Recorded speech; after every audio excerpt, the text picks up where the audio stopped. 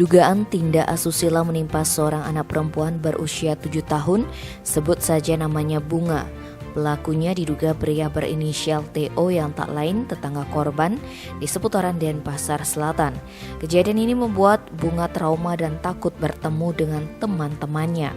Kasus ini dilaporkan ayah korban EP ke Sentra Pelayanan Kepolisian Terpadu Polresta Denpasar Selasa 11 Januari.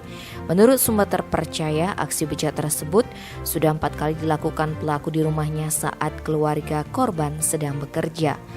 Mengutip keterangan pelapor, sumber tersebut menjelaskan peristiwa itu terjadi sekitar Desember 2021. Awalnya pelaku TO memanggil Bunga ke rumahnya dan berlagak memangku. Saat itulah dia melancarkan aksi tak senonoh.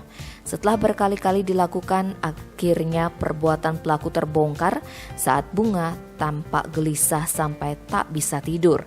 EP yang melihat anaknya seperti itu menanyakan apa yang terjadi. Si kecil pun menceritakan peristiwa yang dialaminya. Dikonfirmasi mengenai kasus ini, Kasih Humas Polresta Denpasar, Ibtu Ketut Sukadi, menyebutkan belum ada laporan yang diterima pihaknya. Perwira Balok 2 di Pundak itu mengaku masih mengecek laporan tersebut. Tim Bali Express melaporkan.